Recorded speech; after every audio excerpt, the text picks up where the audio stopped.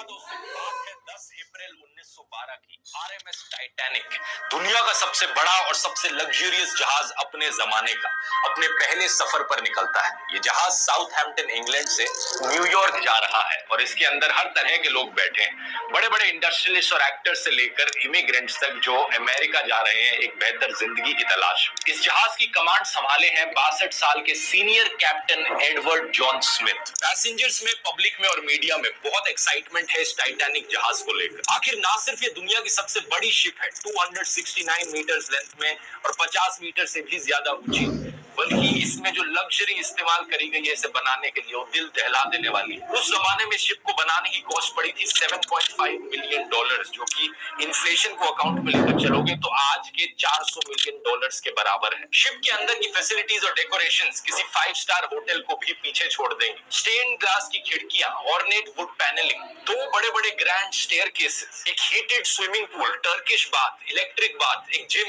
एक squash court, 4 restaurants, 2 barber की दुकानें और एक लाइब्रेरी भी। और तो और जिस तरह के सेफ्टी फीचर्स का इस्तेमाल किया गया था टाइटैनिक को बनाने में, इस जहाज को अनसिंकेबल माना जाता था। एक ऐसी शिप है जो कभी डूब ही नहीं सकती क्योंकि इतनी सेफ है। व्हाइट स्टार लाइन उस कंपनी का नाम था जिसने इस टाइटैनिक जहाज को बनाया था। इस कंपनी के वाइस प्रेसिडेंट इतने कॉन्फिडेंट थे इस चीज को लेकर, उन्होंने पब्लिक के सामने आकर ओपनली कहा था ये जहाज अनसिंकेबल है। लेकिन अपने पहले सफर पर रवाना होने के सिर्फ 2 ही दिन बाद 12 अप्रैल 1912 को टाइटैनिक को अपनी पहली आइस वार्निंग्स मिलने लग जाती।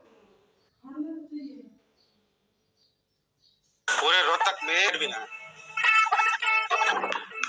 तो छोरों के साथ खेल लेंगे आसपास क्रिकेट एकेडमी।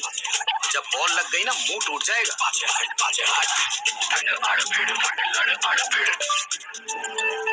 रोहतक से वर्ल्ड कप ढूंढेंगे तो मिलेगा। को अपनी पहली आइस वार्निंग्स मिलने लग जाती है।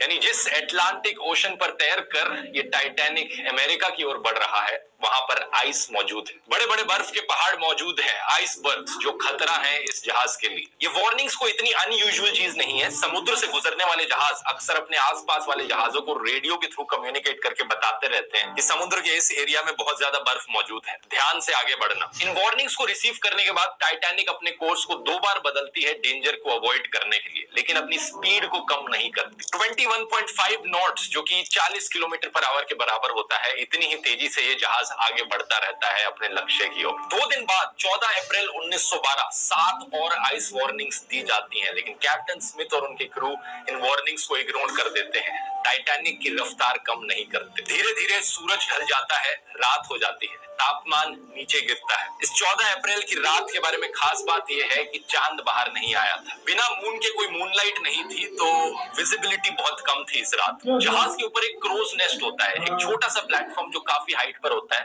लुकआउट पॉइंट कह सकते हो। यहाँ पर किसी को बिठाकर रखा जाता है हमेशा, ताकि सामने जहाज के क्या आ रहा है वो नजर रखते रहे। कहीं कोई ट्रैफिक तो नहीं, कहीं कोई ऑब्स्ट्रक्शंस तो नहीं आ रही है। तो जो बंदा इस जगह पर बैठा था उसे बड़ी ही ठंड का सामना करना पड़ता है। बहुत तेज रफ्तार से ठंडी हवाएं बह रही थी, ऊपर से रात का समय था और ठंडी हवाओं की वजह से आंखों से आंसू भी आने लग जाते हैं, जिससे आगे देखना और भी मुश्किल हो जाता है। रात के 11:39 फ्रेडरिक फ्लीट नाम का एक बंदा इस क्रूज नेस्ट में बैठा है। ये अचानक से अपने सामने देखता है एक बड़ा सा बर्फ का पहाड़, एक आइसबर्ग आ गया है।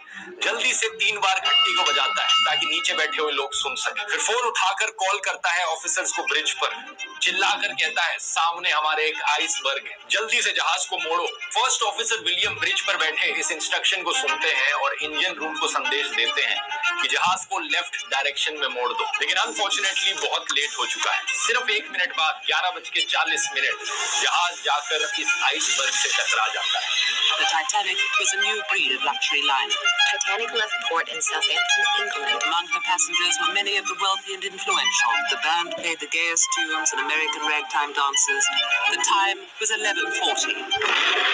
The iceberg grazed the right side of the ship. And all of a sudden she lifted up quickly. Everything that was movable was going through her. I didn't think it was serious because I didn't think it was possible that we just like that could think.